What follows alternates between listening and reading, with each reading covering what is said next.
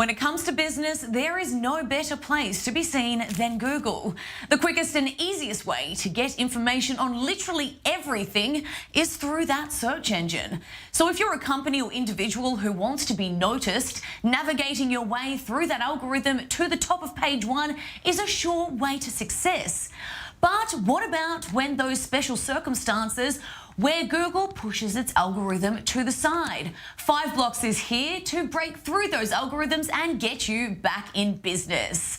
I'm now joined in studio by Sam Michelson, the CEO and founder of Fiveblocks. Sam, thank you so much for joining us. Thank you for having me. Now, first of all, tell us exactly how Fiveblocks does break through this algorithm of Google and how it benefits businesses. Yeah, so it starts with just understanding what Google is trying to accomplish. And you think about it, Google wants to provide the searcher with the information they're looking for, but they want to make sure that it's going to really work for you. So they'll look at things like what country you're in, maybe your past search history, and also the authoritative nature of the website. So they're more likely to show prominently, the Wall Street Journal, the New York Times, than they will a third-rate blog.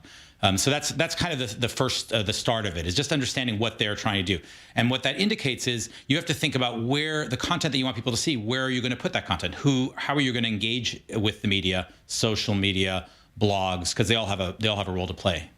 Okay, and I mentioned in my lead up to you that there are times where Google puts this algorithm to the side. One particular example at the moment is the COVID-19 pandemic. Why is this situation different, and why would we want to look anywhere else? I mean, wouldn't we just want to go to the World Health Organization for everything? Why would we want to change the algorithm in this sense? Yeah, so it's interesting because Google has for years now done things for, like, if there's a tornado in a particular area and you look up the tornado, they'll right away give you the local weather channel and all the official information from the government. The same is true if you look up a situation like a suicide hotline. If a person looks up a phrase like committing suicide or how should I, instead of leading them to a website or blogs, of which there are many, that might say, oh, well, listen, if you're considering it, here are the best ways. They won't. They'll lead you right to the suicide prevention hotline. So we all kind of recognize the fact that when a lot is riding on the answer, Google leads you directly to answer and steers you away from the objectively wrong information. This is also true with drugs. If you look up a particular prescription medicine, they'll take you to the authoritative dosage information. They even have kind of a knowledge panel on the side that tells you the characteristics of this particular medicine and so on. So when it comes to COVID-19, there are so many different things being written online that are far less authoritative. I think, most people probably think that it's a great thing that Google has prioritized the CDC, the World Health Organization, and actually the local health organizations in each country to a great extent. If you search in India, you'll find their local information, including their recommendations that are appropriate for that location. So I think that Google is trying to, while they're saying that they're not an editorial control, is going to save lives, so we've got to do this thing.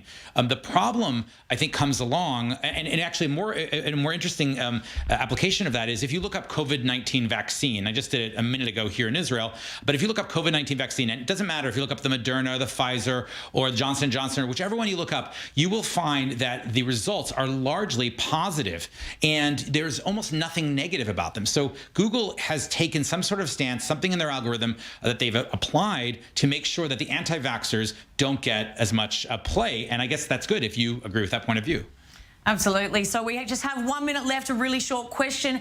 Let's just say some of these anti-vaxxers or something that is, being pushed to the side of this algorithm comes to you.